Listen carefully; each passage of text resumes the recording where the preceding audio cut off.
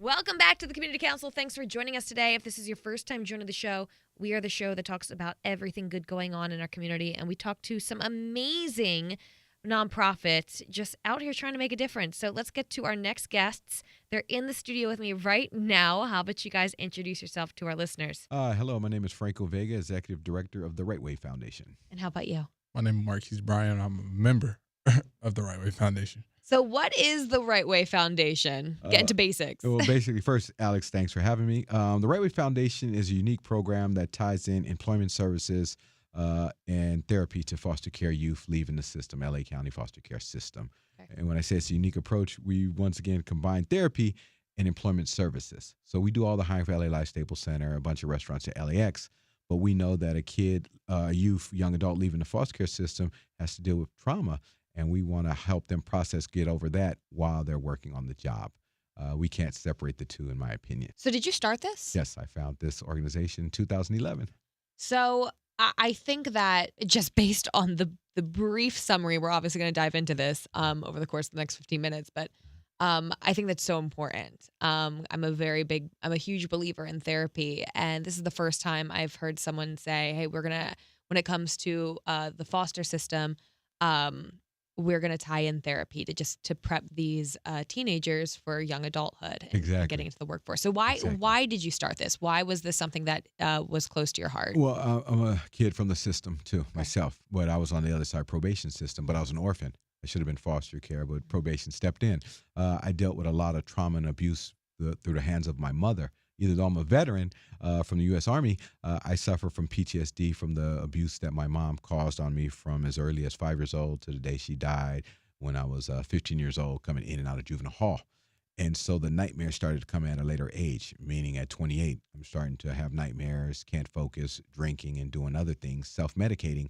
And then finally, I went to a therapist, and a therapist figured out what was wrong with me. She said, what's going on? Why are you sabotaging your life like this? You're very successful, but you're doing all these horrible things.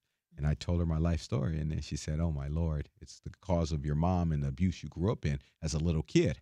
Mm-hmm. So then as I got older and I started working with gangs and foster youth throughout LA County, no one had in therapy. They always had jobs or other things. So I said, we're missing a major component. When we first started the RightWay Foundation, I was just jobs. I was getting them jobs at places like this one or LA Live, Staples Center, Laker games. And I said, well, our kids aren't successful on the job because they're not showing up. And then they're not showing up because they can't even wake up and get out the bed. And that's when a light bulb went off, and I said, depression is kicking in for these youth. So then I got rid of all my job developers, all my employment specialists, and I hired licensed clinical social workers. Amazing. Yes. And so now we basically have mental health services tied into employment services, but I let the professionals deal with this. I'm the wrong person to come for advice because I'm a victim myself. But if you go to the professionals and then they help process that. That's, how did you get to, I guess, from point A to point B? Because you said this was something that you identified in your own life through therapy, Correct. And you realized that this was something that a lot of people can benefit from. Correct. How do you take the idea and then go, like, basically, how do you get a bunch of licensed therapists or social workers to help with this? Like, how did you take the idea and make it a reality? Good question. Well, when we first started the employment piece, we had other partners come in and provide therapy. And then I started to listen to the therapists after they would do a session with our youth. And I didn't like what was coming out of those therapists' mouth too, very judgmental. So I said, okay. I said, I need to control my own therapist team or therapy team, and I need to pick and choose. So then I said, well, let me figure out what can I cut at my company. And the job developers were the ones who I can cut because I already have the guaranteed jobs. Everyone promised to hire my youth. As long as they go through my program, companies are opening up their door. So I said, let me control the therapy component. So then I started to hire my own therapists and then teach them my own model without me officially trained. I said, you just have to run this program like a family. You're not going to let your kids fail.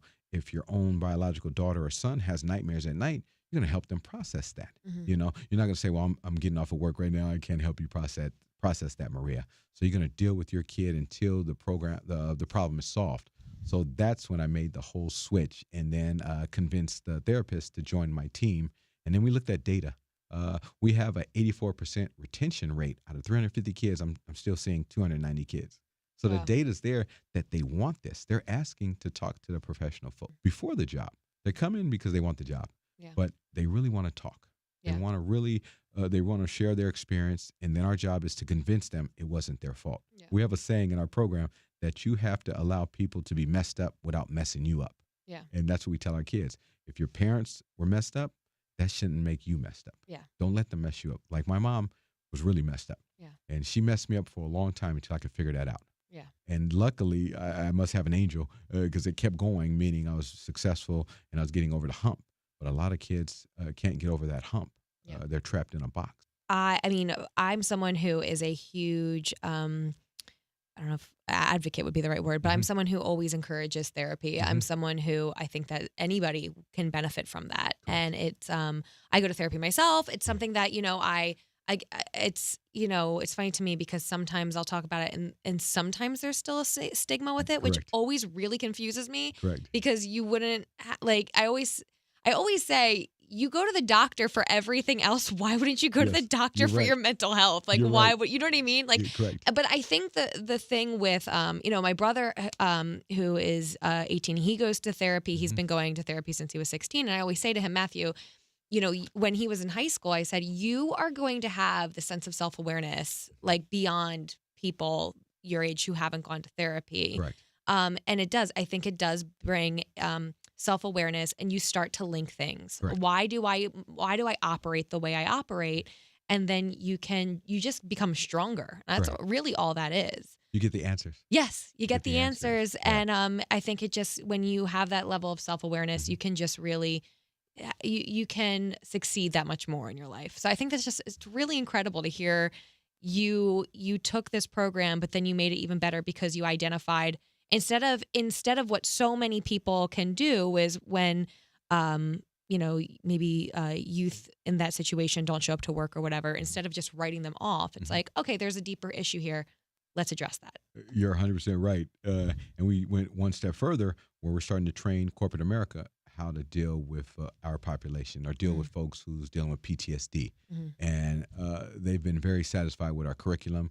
They like it because now not only foster care kids, they can deal with other folks in their company, help them process that, instead of firing them. Because when you start firing, that's losing your money. Exactly. And then we got to start the whole cycle again of hiring them. And when we just nip it in the bud, some of your employees have issues, let's help them deal with it. So, Marquise, how did you get introduced to the program? I was in this group home called Dangerfield Group Home, owned by Lori Irving, and I met Franco in 2012. December 2012. How old were you then? Yeah, about to be 18 in the process. Okay. I was a couple months away from being 18. And my group home director told me, go to him to see what he was talking about. I went. I'll be honest, I went for 1 week, and now I was like, nah, I could do it myself. But then I went back home. I started thinking, I do need help. So ever since then, I kept on coming back and helping out with the RightWay Foundation, going around advocating for other foster youth and a lot of things. But other than that, it's like a home environment for me. I can go there any time of the day, go talk to somebody if I feel the need to talk to somebody, or if I feel I need support when nobody's there. So other than that, it's been since 2012. Going on 5 years. 5 years, 5 years. Which is crazy. I can't believe 2012 was 5 years ago. That blows my mind. But I think when I hear you just briefly even talk about that experience and how you were kind of, sounds like you were a little bit hesitant about it at first, and then you're now someone who goes there whenever you feel like you need, some type of support system. How have you feel like you've seen personal growth in your life with this foundation? The motivation to keep me going. Yeah. Just this guy right here next to me, seeing how he keep on going, keep on just putting in one foot after the next, keep on pushing.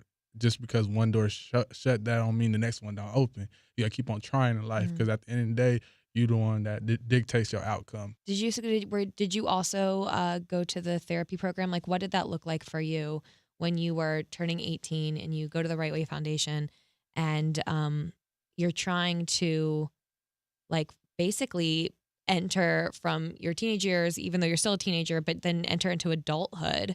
What was that process like for you to try to go to therapy and then find a job and kind of reevaluate your life? Well, the job work ethic, I always had it in me. I've been working since I was 13, so the job work ethic was always there. But flip side of it, it was just like the mentally part of, going to work with a positive attitude and not taking what's going on at home to work. Just leave it Yeah. at the door before you step into work. So I think that was the key thing of it all. But the therapy was very helpful. You start identifying things that you didn't know you had. And Mhm. like it was a real eye opener. And then you start learning how to deal with it, how to just stay away from it. And if you feel like you're feeling some type of depression or something, start run away to your positive shell. Like me, my positive shell is music. Mhm. Like what you do right now with the radio, that's what I wanted to do a Yeah. couple of years ago. That's what I want to do. I wanted to be in front of like people and expressing my creativity and then learning from Mhm. other people's experience and whatnot. But right now, my goal is now to be a chef. That's Yeah. amazing. That's awesome. So, I think that, do you feel, so how old are you? You're 24? No, 23. Just turned 23. 23? Yeah. Happy birthday. Thank you. Do you feel like, so when you were talking to your peers or when you're talking to your friends, y- how do you encourage them or tell them, or rather this, how do you get the message across that going to therapy and then learning the things that you learned through the Right Way Foundation is something that's really important for everyone to do, whether it's therapy, good work habits, anything like that? Or do you just really live by example? Honestly, I don't stress it. I just live by example. I encourage everybody around me to do better 'cause I want everybody to do better. At the end of Yeah. the day, I want the best for everybody around me. I'm never was that selfish person. If I see somebody that's trying or something like that, I'm gonna motivate you and try to help you in any possible way. Let's talk about volunteers, how Mhm. people who are listening, Mhm. can get involved with Right Way Foundation. How many volunteers, like, do you work by volunteers or do you have a paid staff or how does it work? Paid staff, we have 7 paid staff, Hmm. and then we supervise 6 interns out of USC, Columbia, off the East Coast, Cal State LA, Cal State Dominguez Hills, and we supervise them through our MSW program. Awesome. We want to help them get the hours after they graduate and become licensed. Volunteers, we have volunteers come in and teach workshops for us, specifically on financial literacy. We like to hear from people out there doing the work. Mm. So you can always volunteer and run our workshops along with our main facilitators. I think that's basically it. It's a unique approach. Mm. Yeah, unique approach. You're going to be dealing with foster transition age youth, 18 to 25 years old. Mhm. And it's a population that's been ignored for far too long. Yeah. And then once you can convince these youth to believe in your words, Mm. then sky's the limit. Like Marquise, we asked him the question about how does he reflect or try to influence his other youth. I think I stress him out more than anyone, telling him he needs to rub off on his youth. We Yeah. lean on him. Yeah. Our other males have to follow Marquise's lead, Yeah. but sadly, that's not really his role. Yeah. His job shouldn't be that. But from the executive side, we have to push him that way because we know some people like to follow the leader, and he's a good leader to follow. Yeah. Sadly, so I apologize to him because I know I stress him out. Like you need to get these two knuckleheads in shape, because he came in with a crew of guys, Really? and then they're all doing well. He's just doing a lot better. Yeah. It's not knocking the other guys, but he's just You went above and beyond. yes, Yeah. with all the obstacles, Yeah. and Yeah. so.